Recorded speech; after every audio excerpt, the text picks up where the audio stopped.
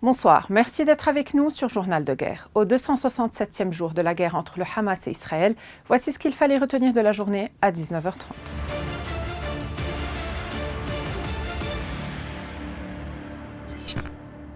Ce samedi matin a été marqué sur le front sud par une frappe de drone israélienne qui a pris pour cible une motocyclette entre les localités de Houla et Meis el-Jabal, tuant un membre du Hezbollah et blessant deux autres personnes, selon les dernières informations relayées par le média panarabe El Hadath. À midi, l'armée israélienne a également lancé des raids avec des drones qui ont tiré 3 missiles sur une maison et un magasin à Houla, coïncidant avec des tirs d'artillerie continus visant la localité de Hadaïseh, à proximité de la mosquée. Des bombardements ont également été signalés à Rab Thalathin et entre Dheira et Al-Mashab, dans le secteur ouest, alors que se tenait au même moment un enterrement dans la même zone. Des équipes d'ambulance ont été dépêchées sur les lieux, soutenues par l'armée libanaise, sans toutefois déplorer de victimes.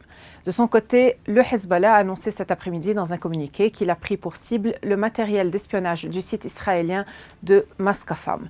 La formation pro-iranienne a également visé un char Merkava et un véhicule Namira sur le site de Rouaïset el-Alam, dans les collines de Kfar Shouba, avec des missiles guidés, ce qui avait entraîné leur destruction. Téhéran a averti samedi Israël que tous les membres de l'axe de la résistance, qui comprend l'Iran et ses alliés régionaux, pourraient se mobiliser s'il lançait une offensive à grande échelle contre le Hezbollah au Liban. La mission iranienne auprès de l'ONU à New York a indiqué dans un message posté sur X que l'Iran considérait comme faisant partie de la guerre psychologique la propagande du régime sioniste concernant son intention d'attaquer le Liban. Mais s'il se lance dans une agression militaire à grande échelle, une guerre anéantissante suivra, a-t-elle ajouté. Toutes les options, y compris la pleine implication de tous les membres de l'axe de la résistance, sont sur la table, a averti le message. Des explosions, des frappes aériennes et des tirs ont secoué le nord de la bande de Gaza samedi, au 3e jour d'une opération militaire israélienne qui a déraciné des dizaines de milliers de Palestiniens et aggravé ce que l'ONU a qualifié de conditions de vie insupportables dans le territoire. L'armée israélienne a déclaré samedi que ces opérations se poursuivaient à Shoujaïa, où les combats en surface et sous terre ont fait un grand nombre de morts parmi les militants.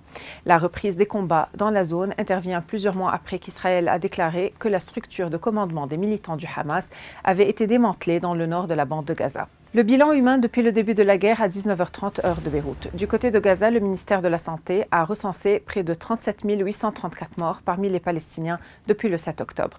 Du côté israélien, approximativement 1200 morts sont officiellement recensés par l'État hébreu depuis le début du mois de novembre 2023.